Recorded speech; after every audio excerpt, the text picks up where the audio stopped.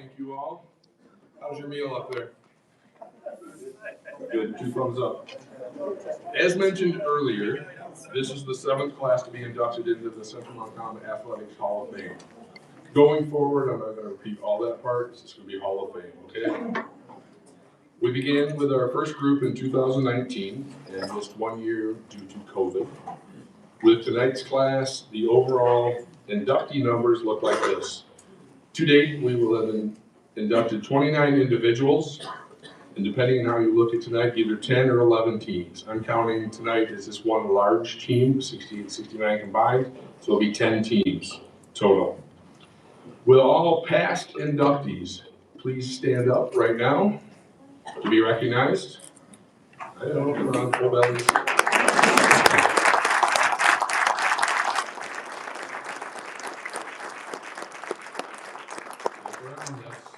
That's what it's all about.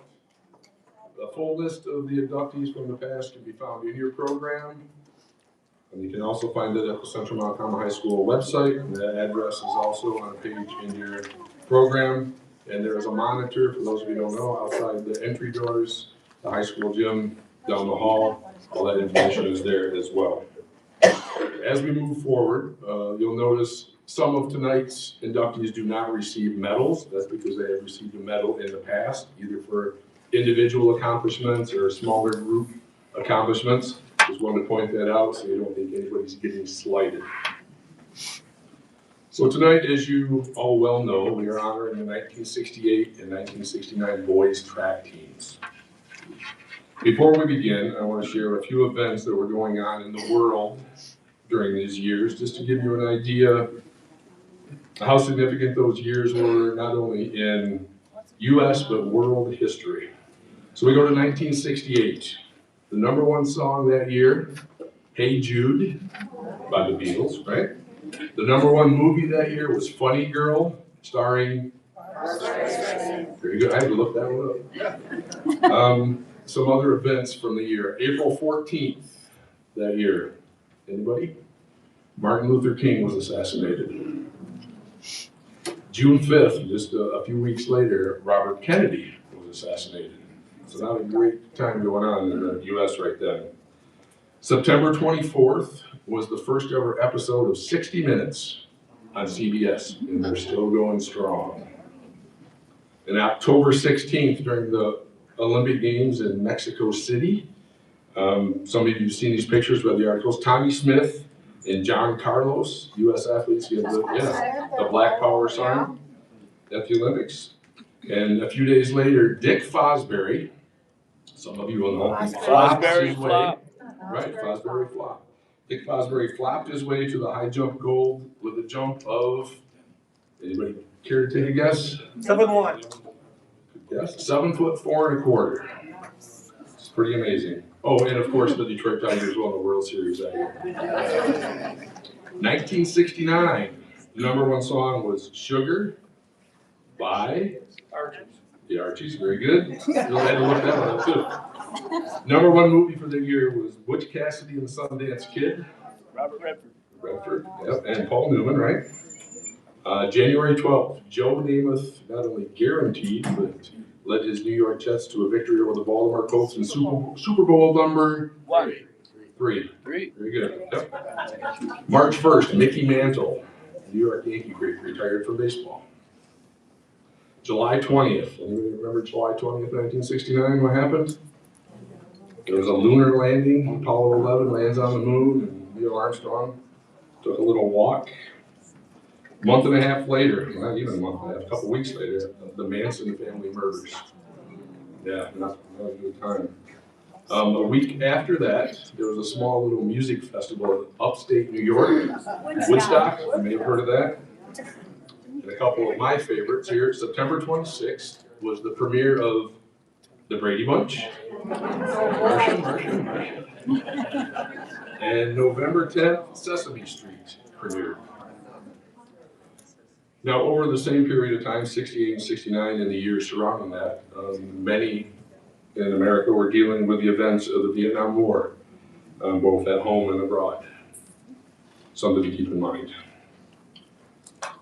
So before we head to the presentation of certificates, medals, and stories, I have a few tidbits of my own regarding the track facilities from that era. At the time, Central Montcalm had the only track in Montcalm County. So Greenville didn't, Lakeview, nobody else, just Central Montcalm. It was located in Stanton, just south of where Leppings is now on Lincoln Street, I believe. The track was built over a swamp, basically. So standing water, and as I recall, mosquitoes were sometimes a hazard. The track surface was made of cinder, so I researched that. Cinder, consisting of crushed volcanic rock, shale, ash, and clay. Nice, right? Chances are, if you ran hurdles on this track, you may have experienced the cinder material firsthand, or knee, or elbow, or shoulder, or chin, whatever. The high jump and pole vault pits were large woven bags full of pieces of foam rubber. And Don Rasmussen told me the rest of the story here, that the foam came from a manufacturing facility in Lyons, Michigan, where they made automotive car seats. So we got their extra, not used. So that's what the high jump and pole vault pits were. Prior to that, bags, it was sawdust. Yeah, think about that, imagine that. And that's why I believe high jumpers did the scissor right over that, and so we got ample place to land, and I'm getting that correct, and Mr. Fosbury was kind of instrumental in all of that. For comparison purposes, there were no girls' track competitions until the spring of 1973, as Title IX was implemented in the fall of '72. And just getting ahead of myself a little bit here, I want to throw out the facts. So once the presentation is complete, we'll have all the inductees, past and present. Please stick around for group photos. So we'll have everybody come up here. Tonight's inductees will already be up here, so I'll have everybody else stick around. We want to get a group photo and just keep growing and growing and growing every year, so keep that in mind. So tonight we're going to do things a little differently. For those of you who've been here in the past, you notice we reversed things. So far as the presentation of the medals and certificates, we're changing things up a little bit, mostly due to the sheer numbers of tonight's inductees. So at this time, I would ask all of tonight's inductees, start making your way out to the lobby, please. And I'll explain why in a second here to the rest of you. So if anybody needs another drink, now's a good time to go ahead and get one. We've got a couple minutes here as they congregate out there. So while they are gathering in the lobby, this is our plan. So rather than calling each member up one at a time from their respective tables, we'll have them all start out here. We'll go get them all in and up the stage. They're going to get their medals out in the lobby. Then as they come in, we'll introduce them. We'll stop in front of the Central Montcalm sign over here, receive their certificate, get a handshake, and you're able to get a picture. If you want, as a family member, sneak up front and get one from the steps here. The inductees will be called in alphabetical order, so you can follow along and plan when your family member will be there. So right now, Jane and my wife Ann are out there working feverishly to get everybody in alphabetical order, so we don't mess this up.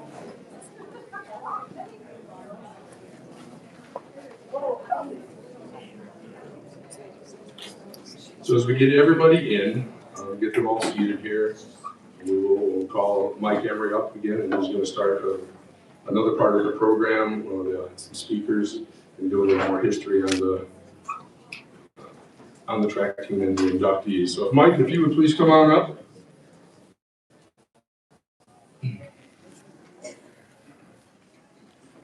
For those that don't know, this is Mike Emery.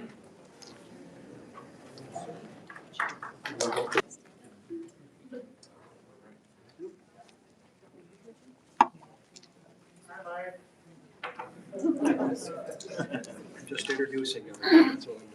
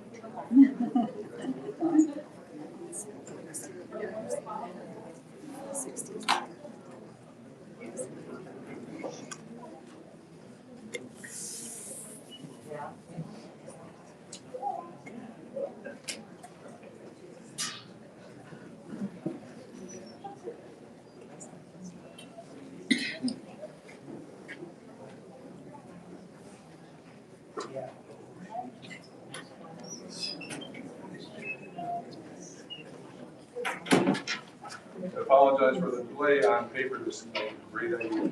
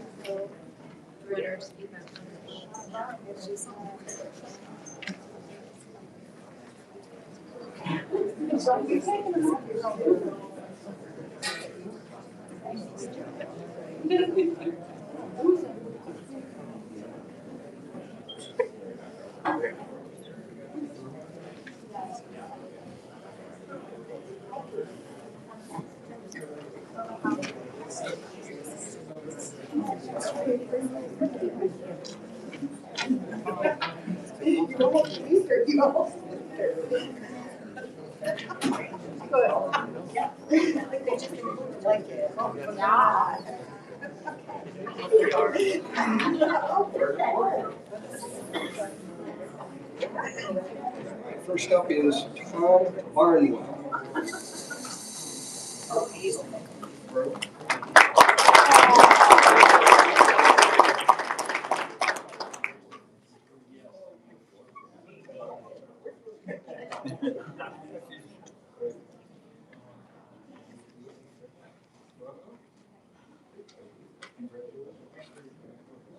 Harley Blake.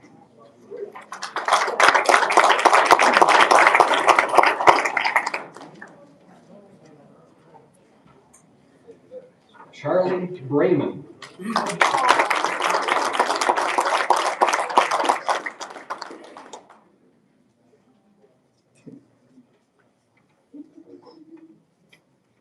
Bill Brundage.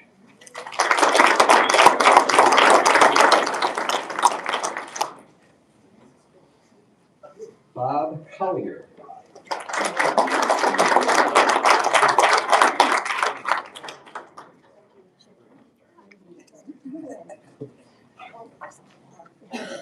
Ron Emerald.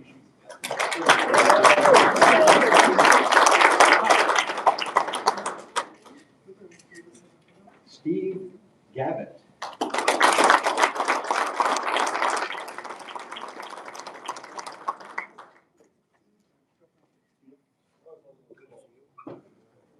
Bill Room.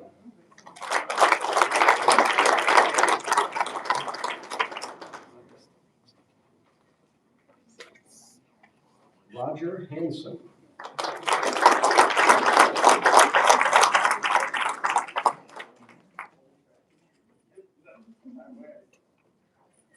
Terry Harriman.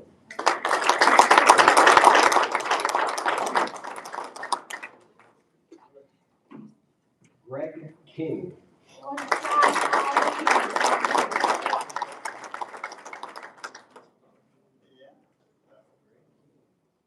We have Joe Crum, represented tonight by his daughters, Cammy Crum Howe and Kristen Crum.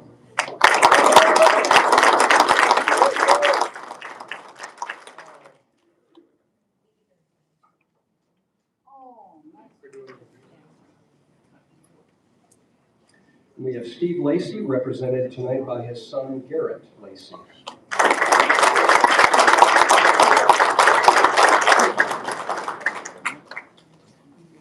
And then it will be Shelley Meisner, who is representing Steve Mazzola, Mike Mazzola, and Bill Mills tonight.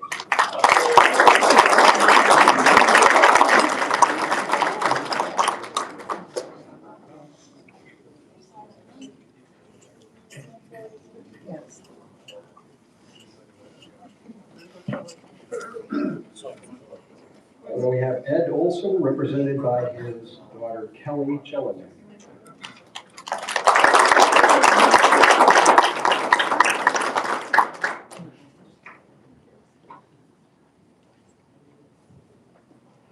Steve Palma.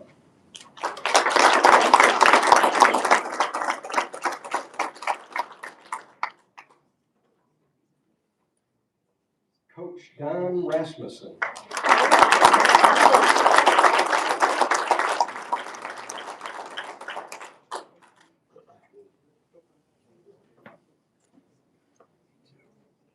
Bob Reed.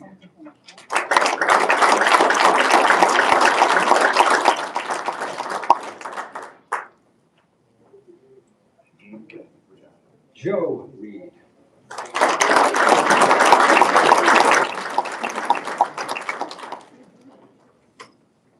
We have Mac Robertson, represented by his sister, Rebecca Mead.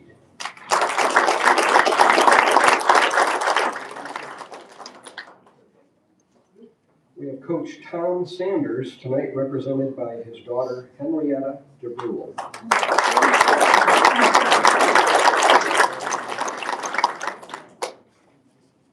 Harold Schultz is represented tonight by his son, Jerry Schultz.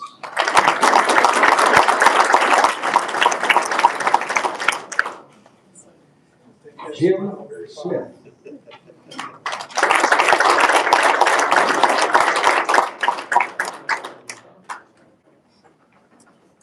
Dennis Thompson.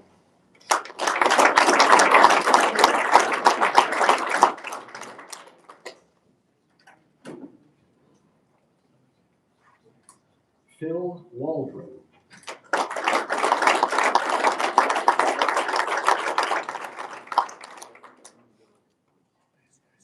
Chris Williams.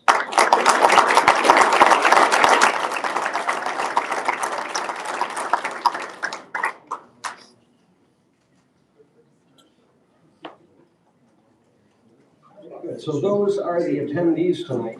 Unable to attend or to send a representative were Nick Basil, Robert Carter, Dave Dudenhofer, Galen Edgerly, Tim Hallahan, Terry Hansen, Mike Heilman, Jake Helms, Daryl Crosby, Daniel Jinks, Alan King, Bruce Stevenson, Mike Trigstad, Sam Waldron, Dean Wicks, David Edwards, Joel Wickerham, and Dale Rasmussen.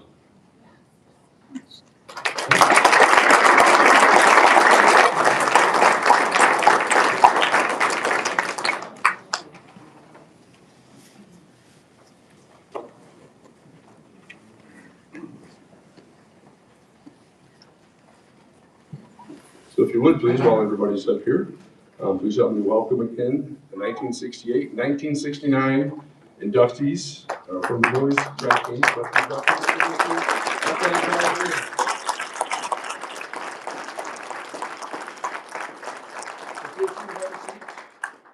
We'll go ahead and get started with the rest of the program. But before we do that, everybody's reveling in the spirit of Central Montcalm. We're gonna do the fight song. Can Barbie do the motions? Okay, Barbie. Not at the very end. I wasn't told she was gonna Oh, do Barbie. Well, no sporting event. So we got Tim on the music. Right, but not yet. Oh, not No yet. sporting event Okay.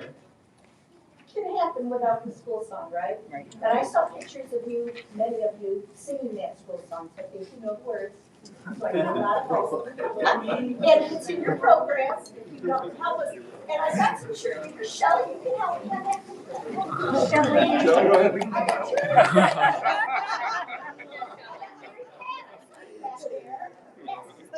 I think we're ready. No other takers? Yes, we'll go. Clap along, let's go.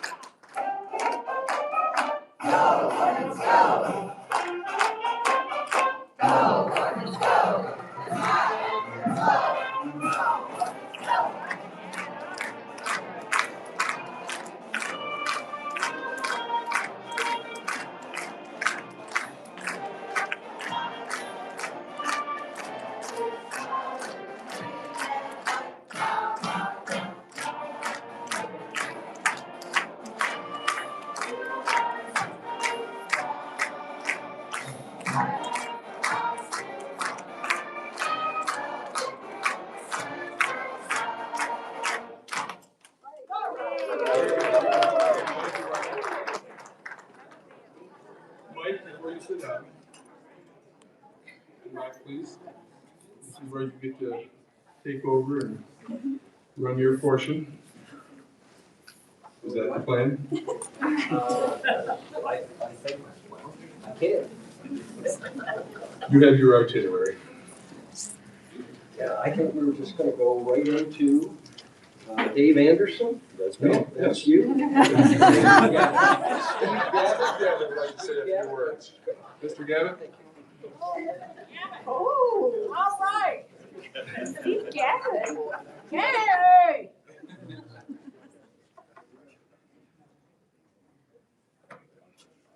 Well, what we're gonna do tonight is pass the baton on to the next speaker.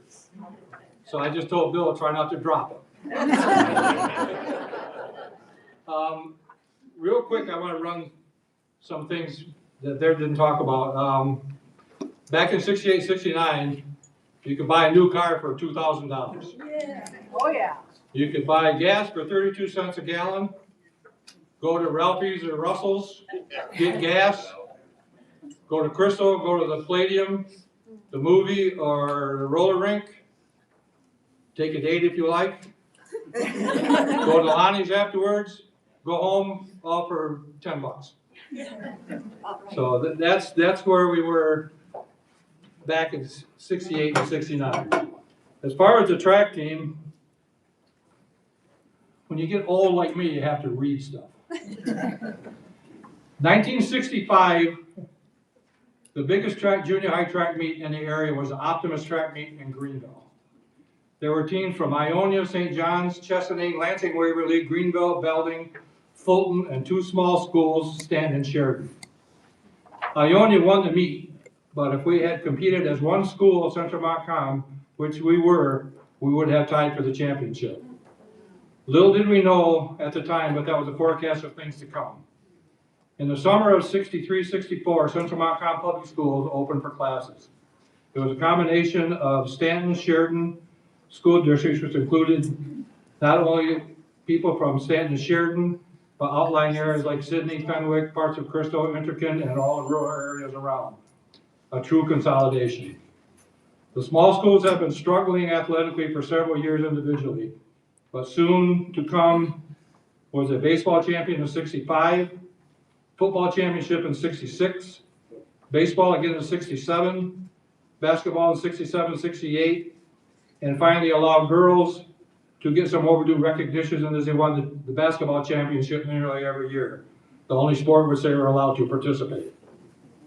The culture was being set, and then came the 68, 69 track teams that took it to another level. Coming into the 68 track season, the conference had been dominated by Saranac, who won 6 championships in a row, up to the streak being broken by new arrival Portland. And those two teams were favored again, but nobody told us.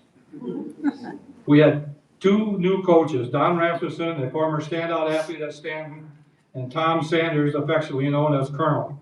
They looked at us and saw what no one else did.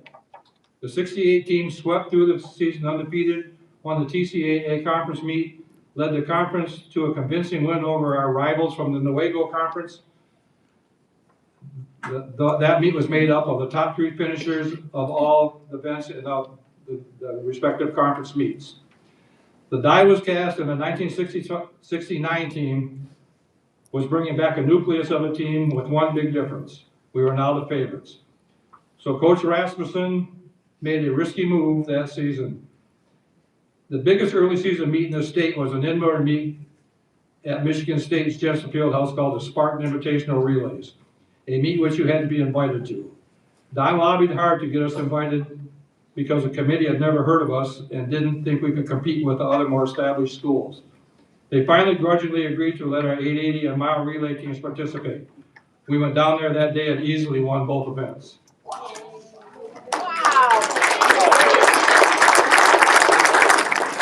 We again won all our meets in 69, cruised to another conference meet, league title, led the league to another win over our Nuevo County, placed 2nd in the regionals and 6th in the state. I'm not going to go into any individual accomplishments, although there are many. I'll let someone else do that. These 2 years were accomplished by the teams. Without the contributions of everyone, none of this would have happened. Track and field had never gotten the recognition of other sports. One of the things that sets it apart is not only the camaraderie we build with teammates but relationships forged with our opponents.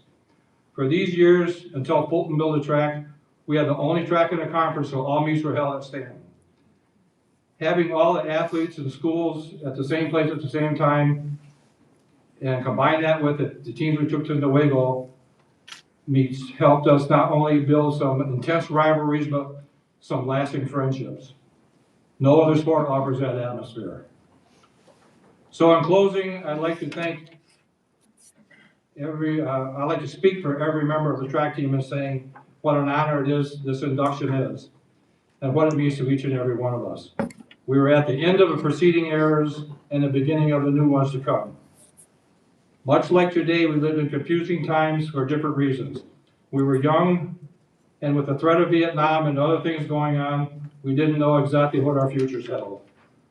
We are now going on 60 years later. We can't run and jump like we once did, but for a brief moment in the spring of each year, we can sit back and remember a magical time when two coaches took a bunch of kids and made them realize what they could do if they worked together. Thank you. I'd like to pass the baton to the architect of the track team, Coach Don Rasmussen.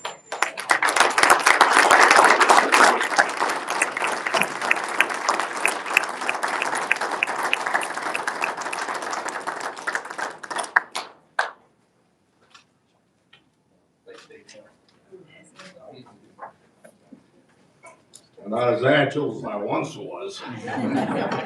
Got a hip that's barking at me, and but we'll get that fixed. But anyway, thank you for being here. This is a great honor. Little did we know 60 years ago that we'd be here, right, guys? That's right. It's a privilege to be here. I want to thank the committee. You know, they've been introduced, but I want to personally thank them. I also want to thank Mike Emery. Mike started this ball rolling last summer. He did a lot of work on it, and also a person that gets little recognition, Adam Wilmore.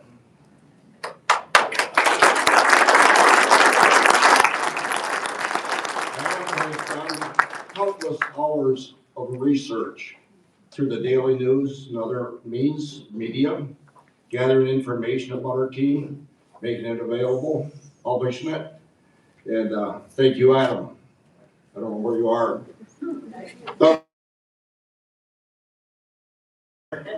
And it's a pleasure. Many people have approached me and said, what kind of fire did you build under these guys anyway? What's your magic? You know, I was 27 years old when that happened. And if I knew the answer, I'd still be coaching today. I don't know, I came, you guys, I want you to know, I know you were nervous when we started running. Coach was nervous too. A little bit about my history. I started getting interested in track running in grade school. During the recess, we used to run races. And through high school, I had a good, successful career. Went on and went to Central Michigan. Participated in track there for 4 years. Now, graduation, I was fortunate to get a teaching job at a school called an E-Course, which is down by Detroit. And I went there, did a lot of coaching, mostly junior varsity coaching. And then the track coach retired, and the position opened up there. And Jim Bibbs was given the head coach, and I was offered the assistant coach. So I was assistant coach at E-Course for a couple of years. I don't know, you probably aren't familiar with E-course, but back in the mid-60s, E-course was a powerhouse track in the state of Michigan. Everyone respected E-course. So we had a lot to live up to. Jim Bibbs was a local graduate, a sprinter from Eastern Michigan. So he was familiar with sprints.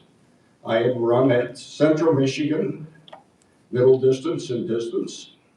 So we made a good team. And we carried the torch. And after a few years, enough was enough. I was single, got married, and we decided to migrate home.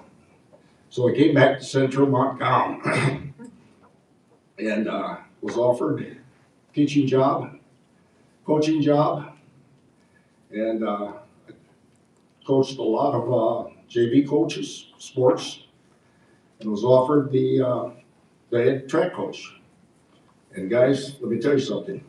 That was the first real job I ever had. I'd never been a head coach.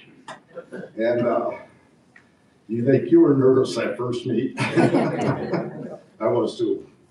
But we got through it, and we won. We beat a powerhouse team, and that's when our tradition started.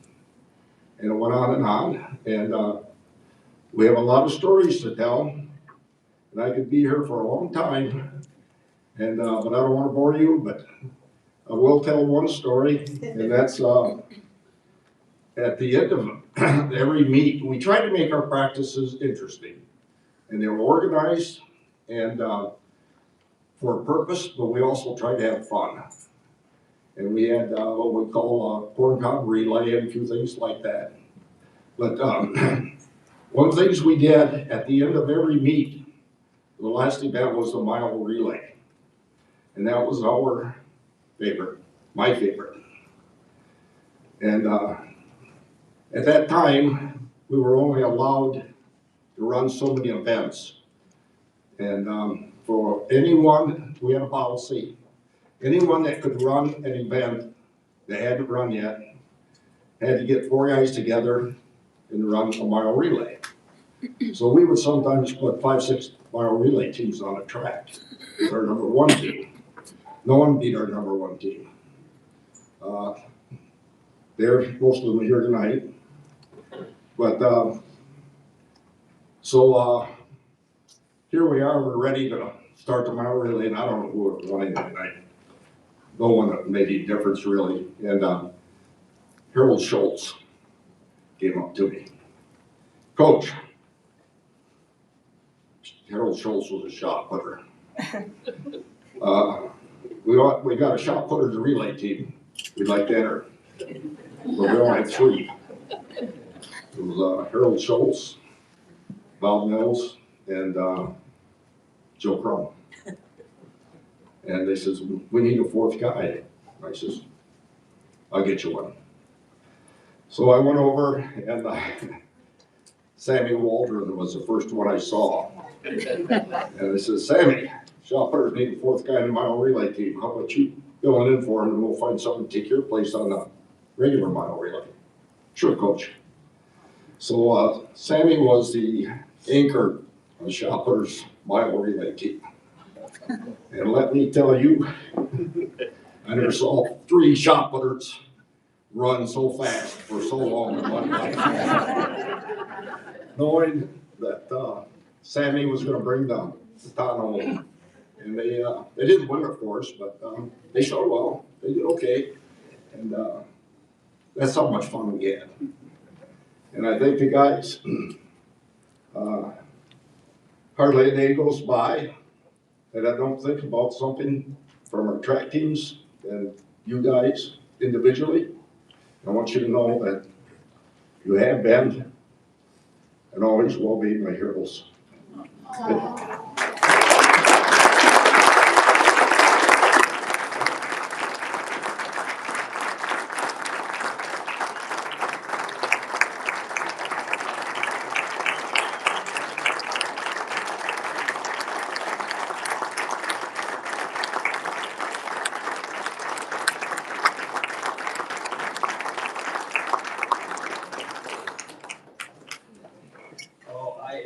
happy to take the baton from Don Rasmussen.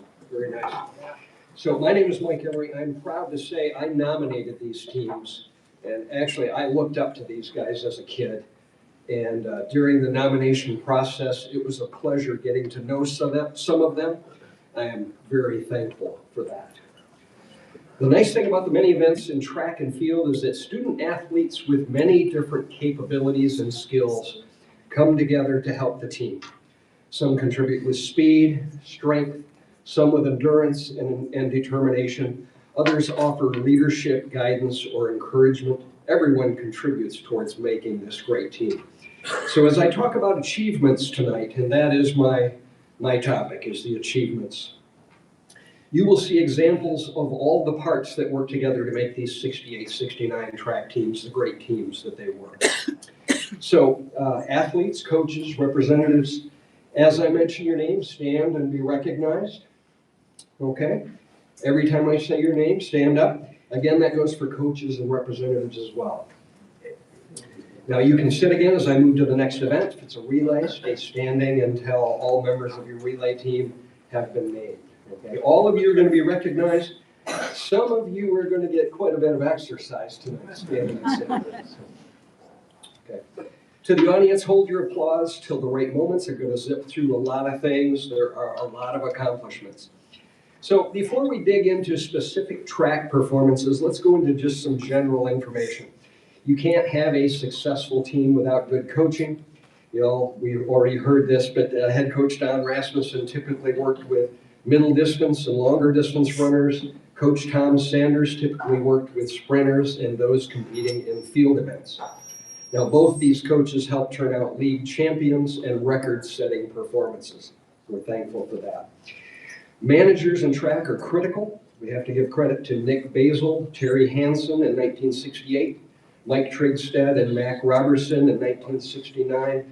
These guys were tremendously valuable to the team and the coaches, keeping track of uniforms, maintaining the medical kit, managing hurdles and other equipment. There are lots of things for these guys to do.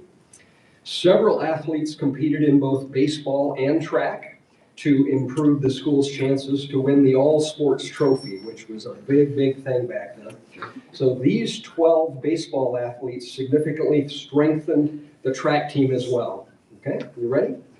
Terry Harriman, Alan King, Ron Emery, Bill Mills, Charlie Brayman, Steve Gavitt, Bill Groom, Chris Williams, Bob Collier, Jack Helms, Roger Hanson, Phil Waldron.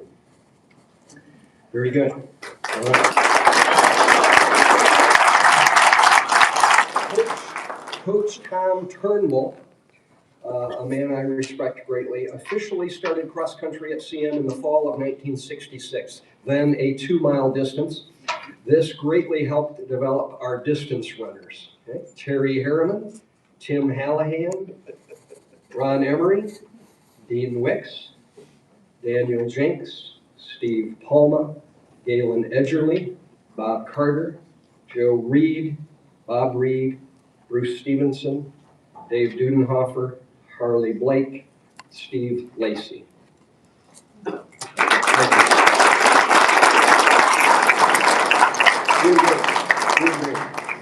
want to take a little time to remind you of some of the other notable things that these student athletes did.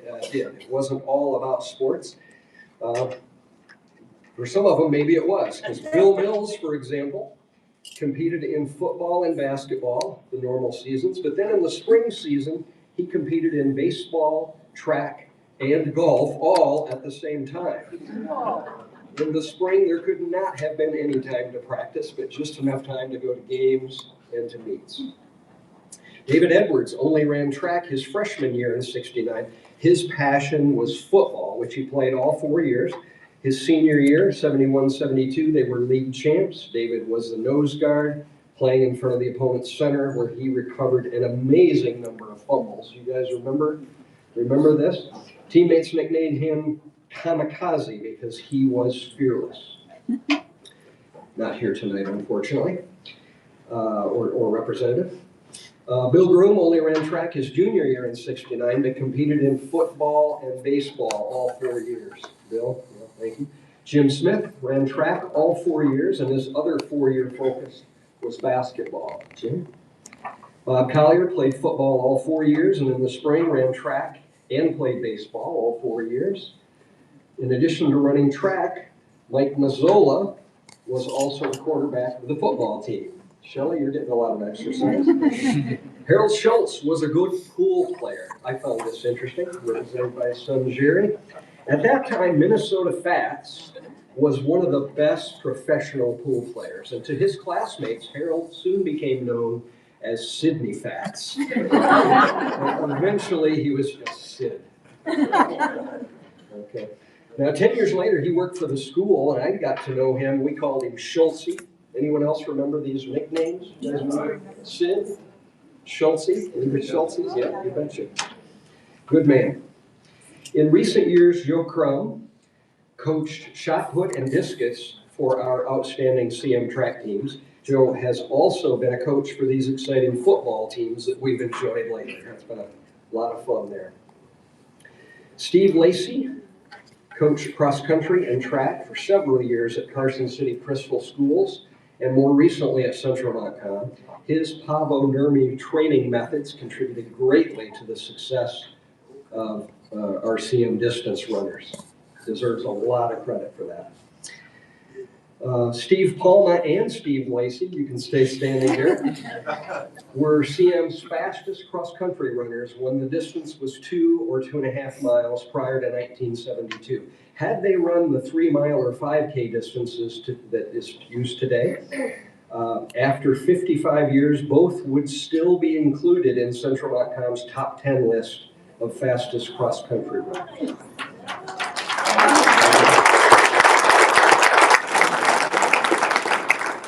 Now, in addition to giving a lot to their sports, these guys also give back to their school and their community. A number of our guys were elected and served on student council.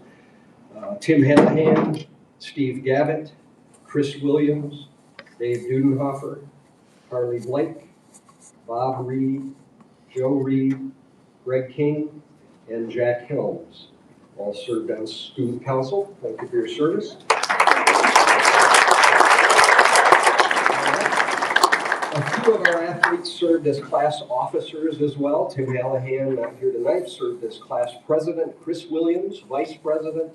Joe and Bob Reed, brothers, both served their classes as treasurer. All right.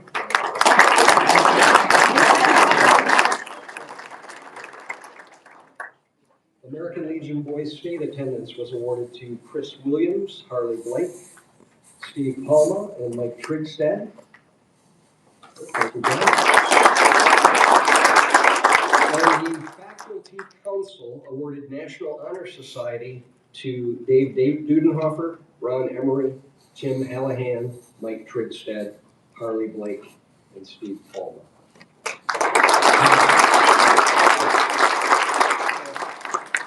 Scholarship, serving others, giving back, very honorable.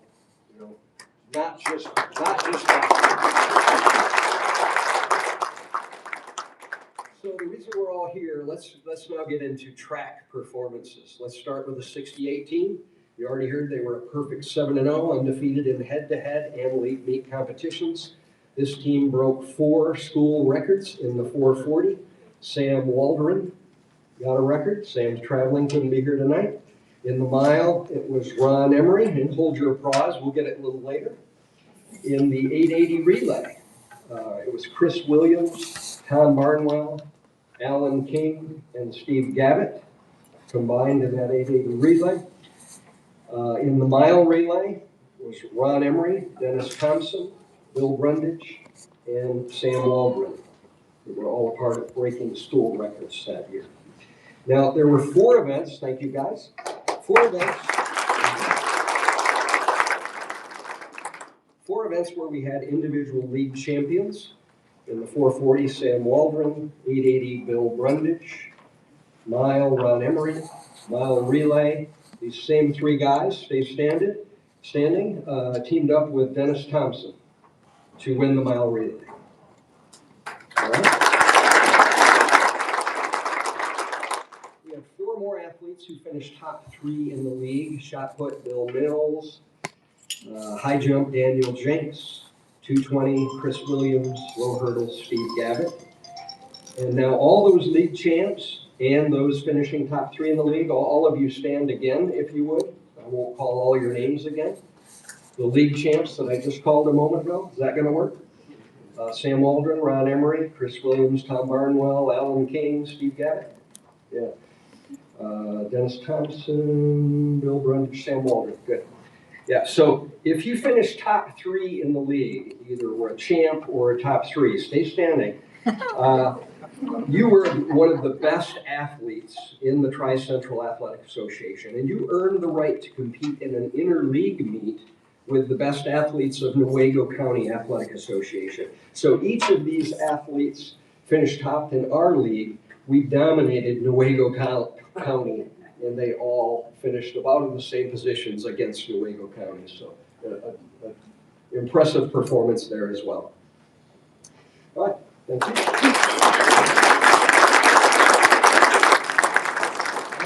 Other athletes who won events in regular season events in 1968, Harold Schultz was a shot put winner. Dennis Thompson won the hot pole vault. Dale Rasmussen, as only a freshman, was a part of a winning 880 relay team. So that's it for the 68 team. It's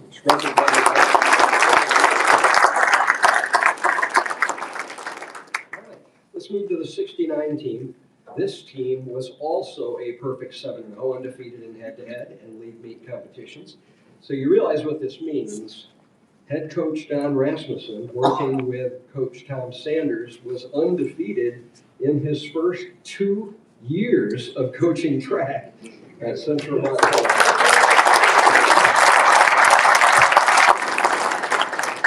Not a bad start, Don. This 69 team broke 9 school records. Yeah, you heard that right, 9. In the long jump, Chris Williams. Chris, you might as well stay standing here because he also had the record for the 100-yard dash and the 220-yard dash. Right, correct.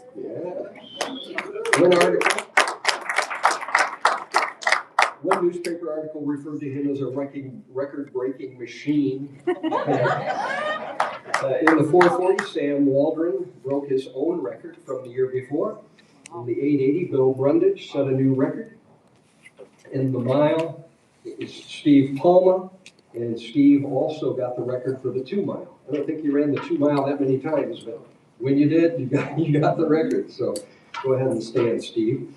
In the 880 relay, we had Sam Waldron, Darrell Crosby, who was only a sophomore that year, teamed with Steve Gavitt, Chris Williams, to break the 880 relay record. In the mile relay, we had Bill Brundage, Steve Palma, Dennis Thompson, and Sam Waldron. Okay. Now, I'll just keep going. There were 6 events. Yeah, you guys can be seated.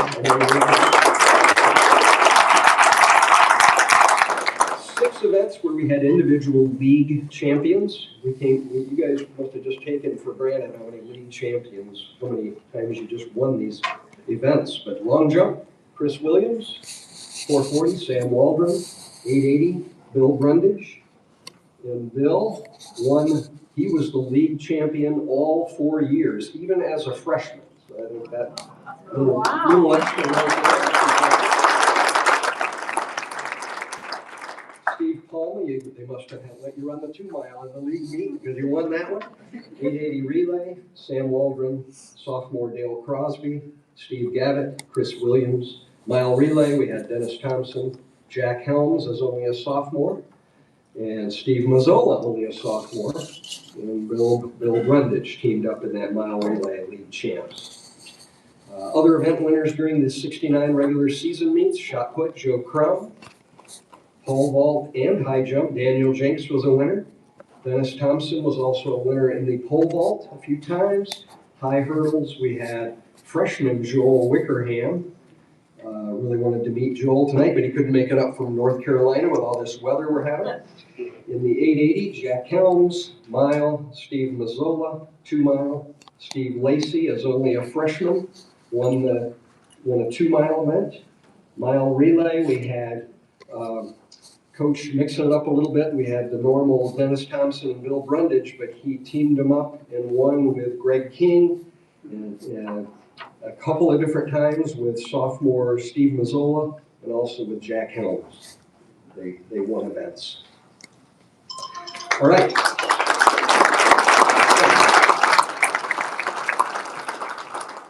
Now, we had 3 all-state performances that year. If you're top 2 in the regional, you're in the right to go on to the state meet. And in the 440, we had Sam Waldron as an all-stater, finishing 7th in the state and breaking the school record. I wish Sam could have been here today, but he's traveling. In the miles, Steve Palma finished 5th in the state. In his junior year, this is his first year running track, his junior year, finished 5th in the state. It's not a bad start. Mile relay, Bill Brundage, Steve Palma, Dennis Thompson, and Sam Waldron teamed up and finished as the state champions.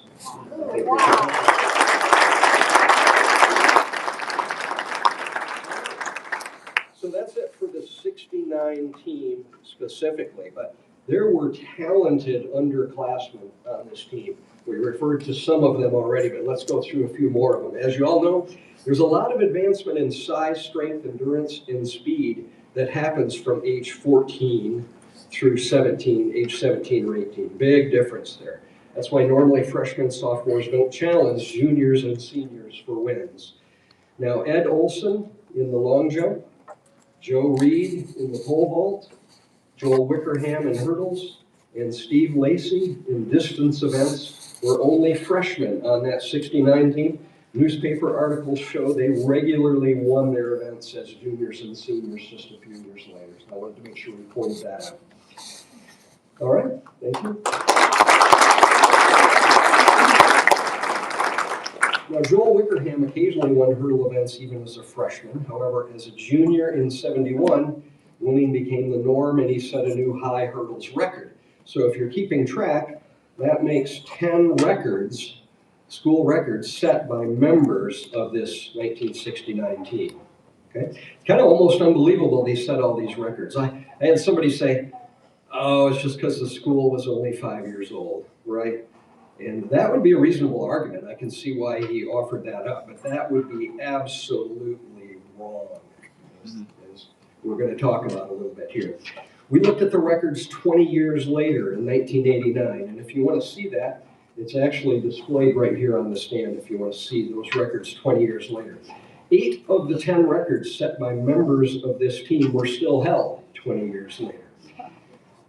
Now I stress that the records were held by members of these teams. Of course, there's the Joel Wickerham example, but also Steve Palma was only a junior, his first year running track in 69 when he set that 2-mile record and also the new mile record, finishing 5th in the state. But as a senior, his next year in 70, he went on to demolish his own mile record as he became the state champion.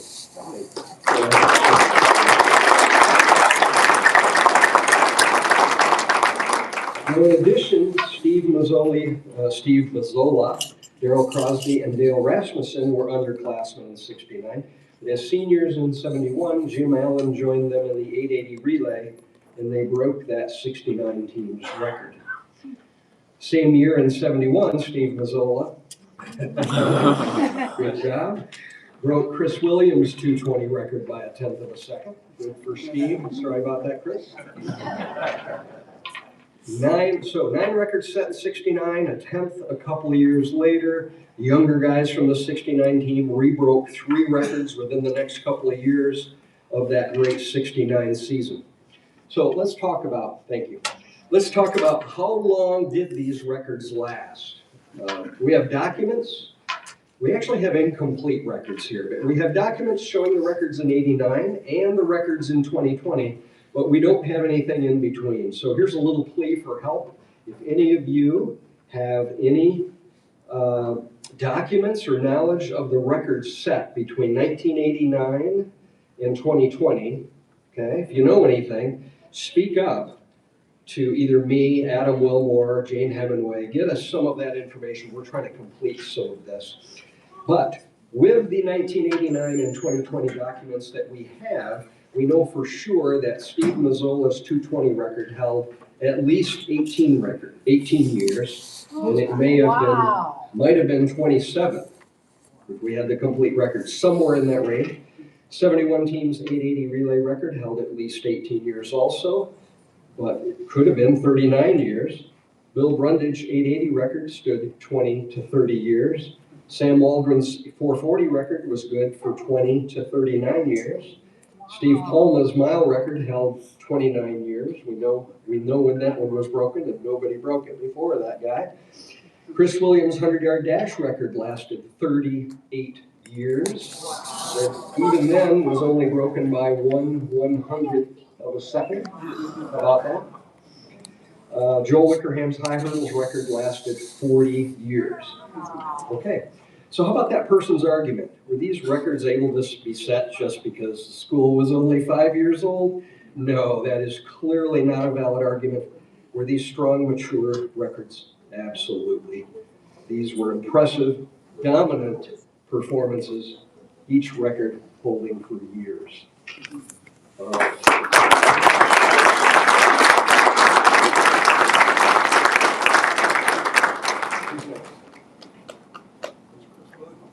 right.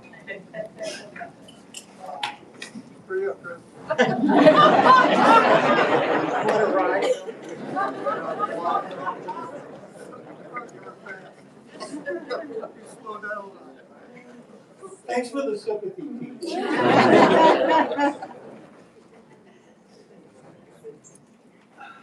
Thank you.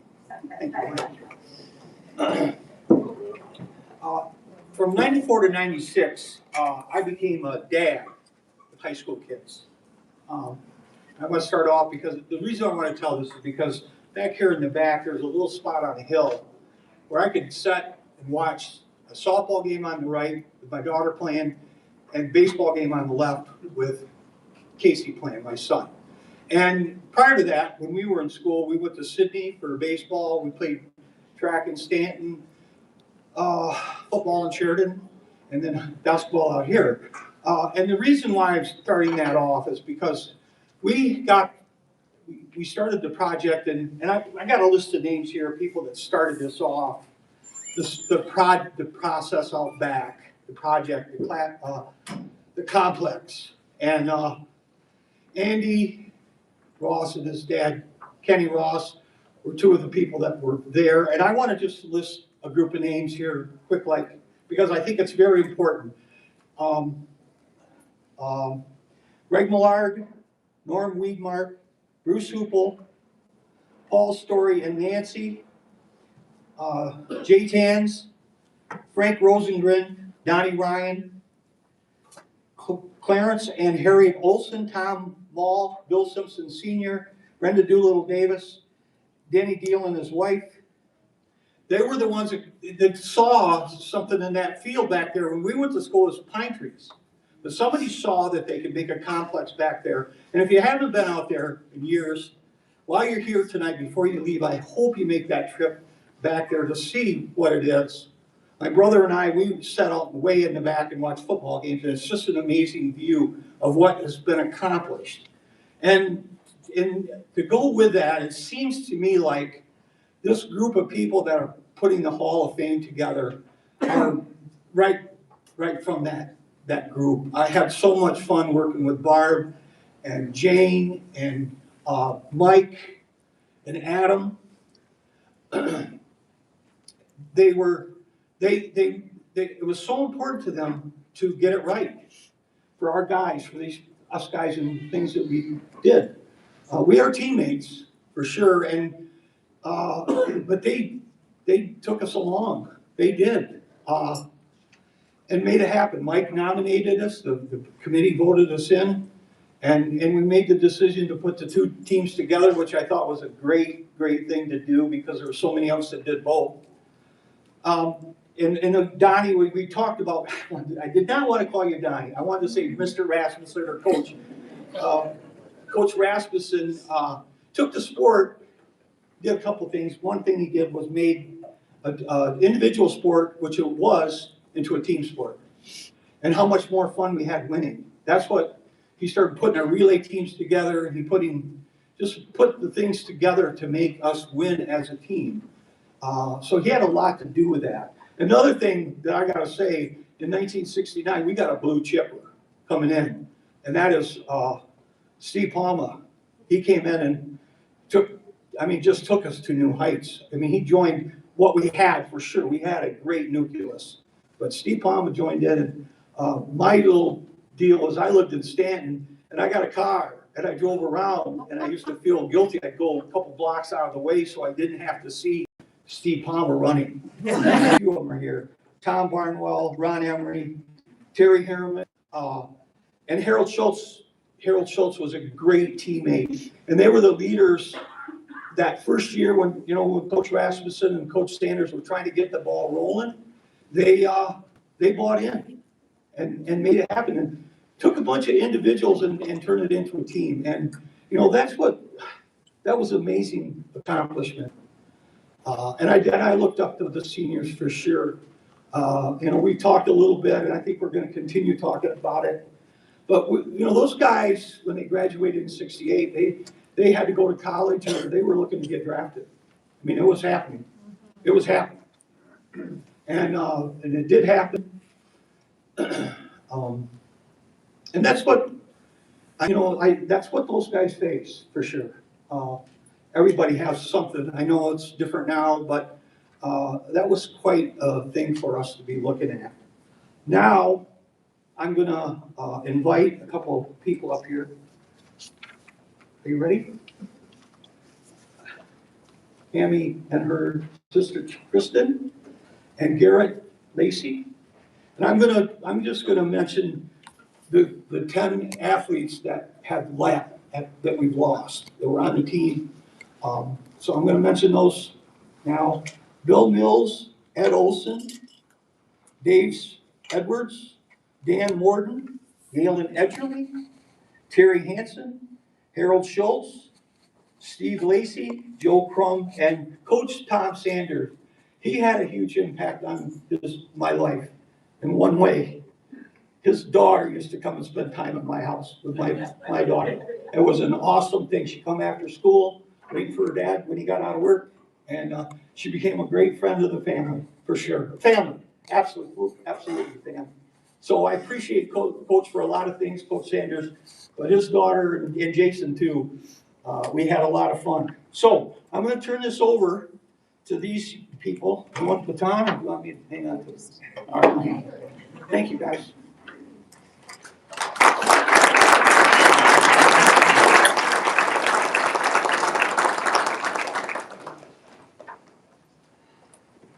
Thank you for this incredible honor and for welcoming these teams and my father, Joe Crum, into the Hall of Fame. Accepting this on his behalf and on behalf of those who couldn't be here tonight is deeply meaningful to our family. Joe loved sports in all forms: football, basketball, baseball, and track and field. If there was a game, he was in it, coaching it, watching it, or arguing about it. Athletics shaped who he was. Central Montcalm athletics shaped who he was, who his teammates were and are. Joe believed that sweat and a little red meat could get you far in life.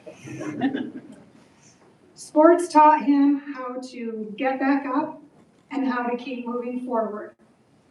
That perseverance became one of his greatest lessons, quietly passed on to those around him. He believed sports build people, that they built him, his teammates, his children, his grandchildren, and the athletes he coached. In fact, his last day outside of the hospital was spent at a track meet. There's a particular kind of grit that only comes from pushing through one more rep, one more time walking through your timing, one more run, when every part of you wants to quit. And these teams being honored tonight had grit. Just as Joe did, his teammates have overcome setbacks, have adapted to change, and have kept showing up. I will never be able to say it enough times and in enough ways how grateful I am to Dwayne Howe, Dave Clay, Scott Cripe, Chris Colby, and Central Montcalm Athletics for giving my dad the opportunity to live out his coaching dreams. He was living his absolute best life because of that opportunity. He was a better man because of that opportunity. My Uncle Mike would often say to me, I wish you had known your dad during high school. He was a confident leader. I was able to see that side of him while he coached. He instilled this into student athletes, not because he demanded it, but because he made you believe you already had it in you, as evidenced by a social media post made by a parent after Joe's passing. Coach Crum was always kind to Bennett. I always saw him take time to talk with him on the sidelines. Us being new to town, it meant a lot. He also believed in Bennett. He said something to me one day that I passed on to Bennett that has really helped him.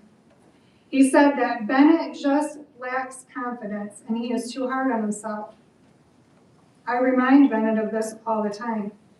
He left his mark on the Box family and we barely knew him. My dad would have been humbled by this recognition. He would have probably made a very sarcastic remark to avoid being too sentimental. On his behalf and on the behalf of his teammates who couldn't be here, thank you. We are grateful for this honor and for the legacy it represents.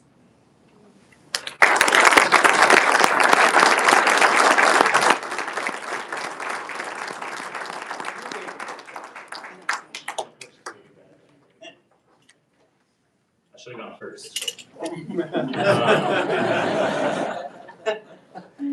My name is Garrett Lacey. I'm Steve Lacey's middle son of 3 sons, one of which is also in the back tonight, my brother Jason, who, since we're talking about achievements, he was also on a school record 4x1 relay here at one time. So we've had, currently we now have the 4th generation of Lacey students in this district. So ironic enough, I was not in this district. I was raised in that other school east of here that no one wants me to probably talk about tonight. But I wanted to spend a few moments talking about my dad, the coach, which before his passing was what he came to be known by most commonly in this area.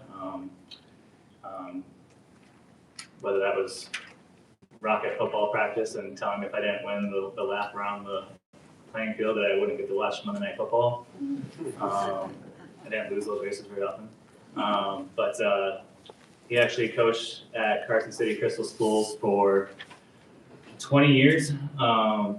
We've got a poster board over there with all of the memories from those years, which I encourage everyone to take a look at if they can before they leave today. In that time, I think my dad had 4 different regional championship cross-country teams, an actual state championship cross-country team, 2 of which I was on for the regional title. So as father and son, we got to experience that, which, that was our bond, for sure, that he definitely shared with my brothers as well. But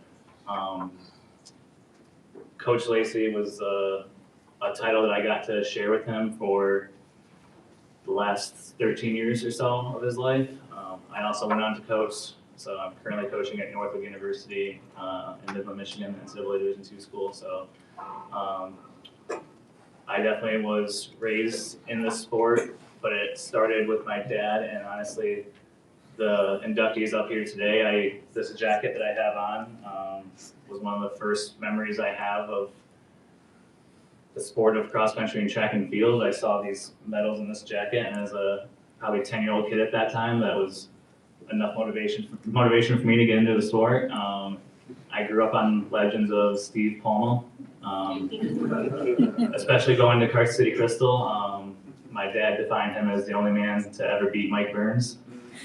Everyone up here probably remembers that name. And then I wasn't gonna say this, but I was encouraged by, where we go?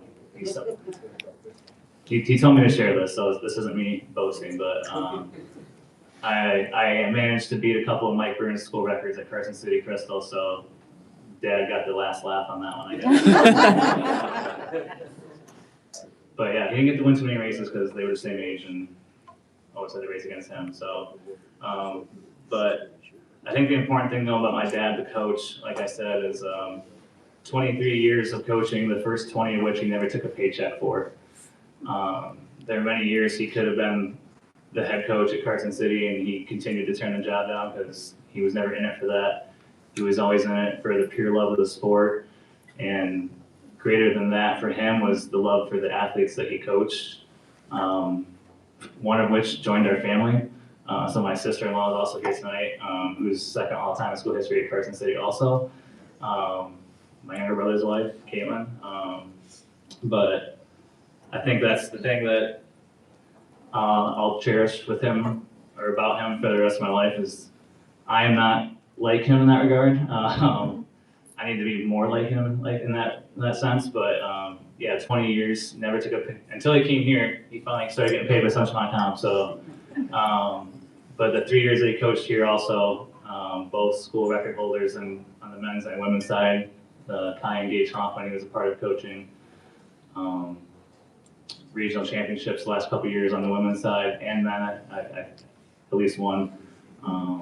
Third in state women's team finish. So just to include some of his coaching feats that we talked about a lot of running stuff, but I wanted to educate the room in case those are things you weren't aware of. So yeah, with that, honored to be up here accepting this on his behalf, and we miss him already. So it was just this past July. So thank you.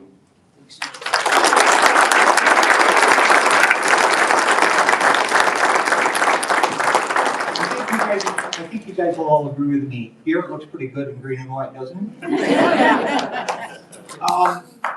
While Judy Wilson Evans is finding her way out here, are you ready? Anyway, I want to tell a quick story about Adam Wilmore because we are, my kids grew up in Sheridan Little League for sure, and they loved Adam was a real role model right from the very beginning. And every year, I mean, he's just a great, he was like a pro at 10 years old. He looked like a little Johnny Bench, catching and playing. And my kids attached to him, and he taught them a lot of good lessons, very good lessons. But my daughter played Little League with the boys because there was no girls at that time. And so she grew up playing baseball with her brother. And her last year, after her first practice, she went to the coach and said, "Hey, I want to try out for infield." The coach had a rule, girls couldn't play infield. That was his rule. Afraid I guess she'd get her pretty face smashed or something. So Venus did 3 things that she didn't normally do. She got mad, she quit, and she cried. Well, somewhere along the line, a new coach had come into town, Adam Wilmore and Scott Rice, and they made a phone call to me and said, "Hey, I need a second baseman, and I don't care if it's a boy or girl." So Venus went over there. And I guess the moral of the story is, for me, is that year we played Stanton in the All-Star game. The starting shortstop was Casey Williams, and the starting second baseman was Venus Williams. And I mean, that was really a wonderful experience. And I mean what I say, Adam was a role model, he still is. If you read any of the stuff he's digging up about Stanton Sheridan, it's just amazing the things that we're learning that we, and it's just so much fun. So, without any further ado, Judy? She's coming. Oh, there she is. I love you, Judy. And we are honored to have Judy here. We got one more thing we're gonna do, and I think it's pretty cool. So, if you bear with us a few more minutes, we're gonna get this done. Bill, where is he? Is he here tonight? Running? He left. Okay. Come on up here, Bill. He took his award and ran. Who goes first, you or me? Yes, I got the good stuff. Have you ever spoken before a group? No, not people that know my history, that know everything, or most everything, not everything. I know, you're scratching your head, why am I didn't run track, I'm sure I would have if they'd offered it way back then, but I did not. I am a political hack, or some people say that. I think I'm here because I prefer to be called a public servant. And, you know, when you serve in the legislature, you learn a little bit about everything and really not quite enough about anything. So for me, I was fortunate to serve on Veteran Affairs Committee every year that I served in the legislature in Lansing. And in that committee, we learned of things that I would have never guessed impacted our veterans and their families and their communities. And I also learned that our best veterans come from places like Sheridan, Stanton, and Sydney. So, I think growing up in Central Montcalm, going to school here, I'm sure Don could talk about successes and failures, but they made you who you are. They prepared you for serving our country and serving us as the people that you left behind. And not just you, but your families, and really the larger community. In areas like ours, the school is a social hub, and it drives everything. And many people from urban areas don't understand that. But look at this turnout tonight, and everybody looks forward to this every year. So tonight, I want to thank you. I want to thank each one of you who served, and I want you to know how very grateful we are and how very proud of you that you made us look good by your service. And you did it with grace and humility and passion. So with that, I want to name our veterans who served and are here. And would you please stand up as I call your name? Tom Barnwell, Tim Hallahan, Terry Harriman, Al King, Bill Brundage, Steve Gavitt, Bill Broom, Dan Jinks, Chris Williams, and Mike Heilman. Thank you all. Thank you all.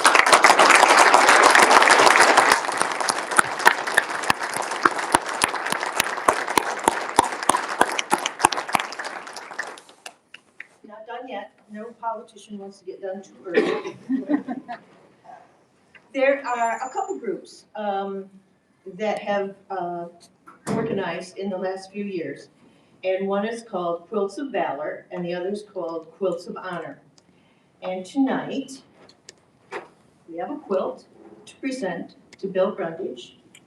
Let's open it up, because I haven't looked at it. Oh, wow. What are you doing? You're wrapping yourself in name, I know. Wait, it's right there. Right there. There you go. There you go.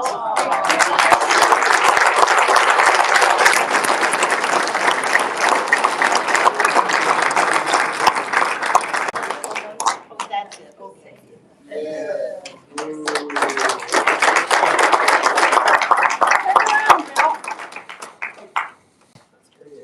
Thank you, Bill. Wow, this is, it's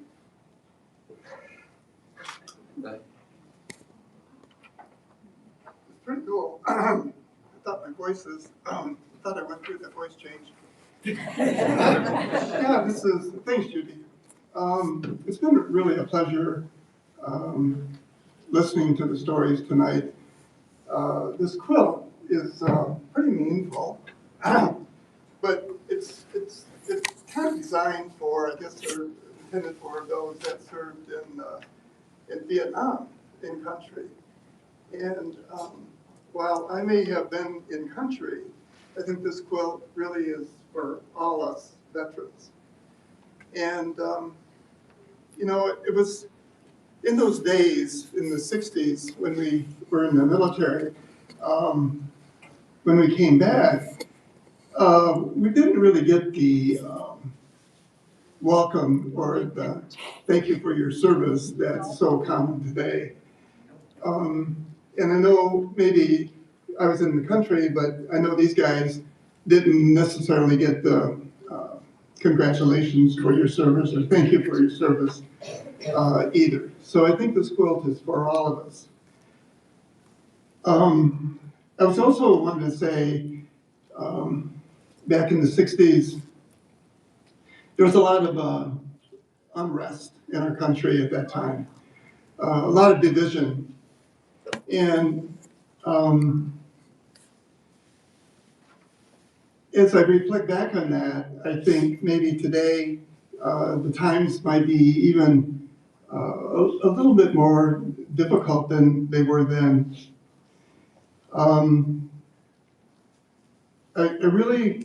I kind of wanted to say, I want to say that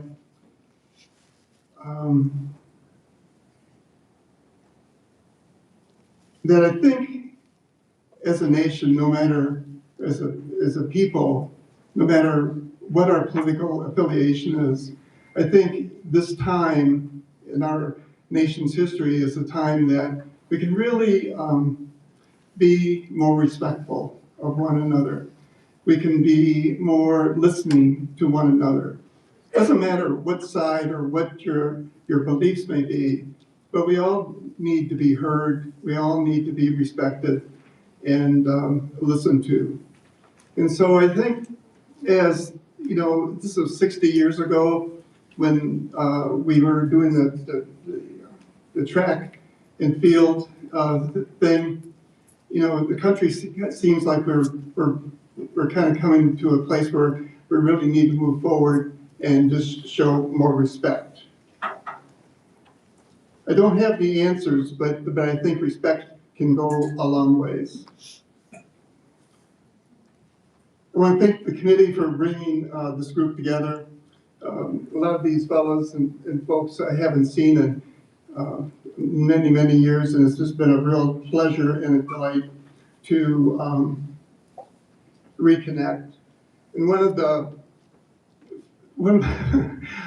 the real nice things that happened tonight, and I know Shelley's been standing up a lot, but she was one of the, she doesn't know this, but when she was just a young lady, young girl, and she would come into Leppington where I work, and I used to really enjoy seeing her because she would be riding around in the cart with her mother.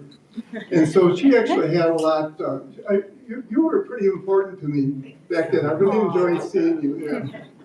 So with all that said, I really appreciate it and thank you.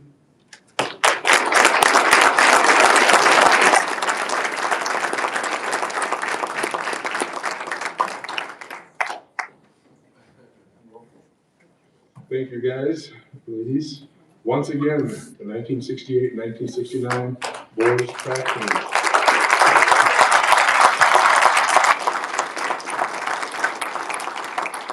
I'll ask you all to stay seated. We have a couple more closing comments, and we'll take some pictures. I'll also invite past inductees to come up as well so we can get some photos, as I mentioned earlier. On each of the tables, there are centerpieces. You are welcome to take the contents of those. If you see anything that you like, please leave the jars, but take any of the pennants, the jerseys, and that type of stuff. There are also, over behind Barb and Adam, there's a tote back there. We can get out if anybody needs it. There are original pieces of wood from the original high school gym built in the early 60s. If everybody wants a piece for that, you're welcome to take one with you. To keep the momentum rolling for nights like tonight, okay.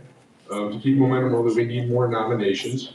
You can do so online, the Central Montcalm High School website.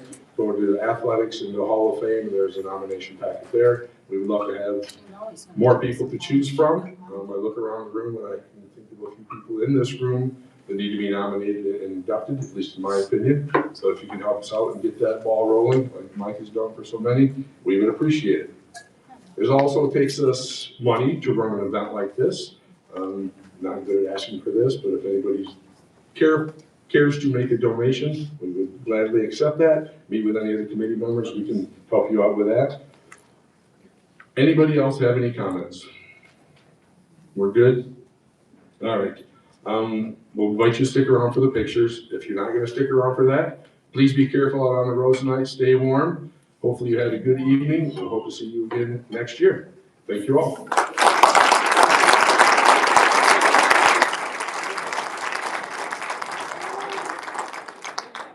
We also have a little handout for each member up here tonight that Mike put together. Yep. They're underneath here, so we'll make sure the hand goes off to I'll everybody. do But, that. okay, everybody that's getting in the pictures, come on up, please. Well, how about these guys first? Oh, hold on. Yeah. Yep, I got it.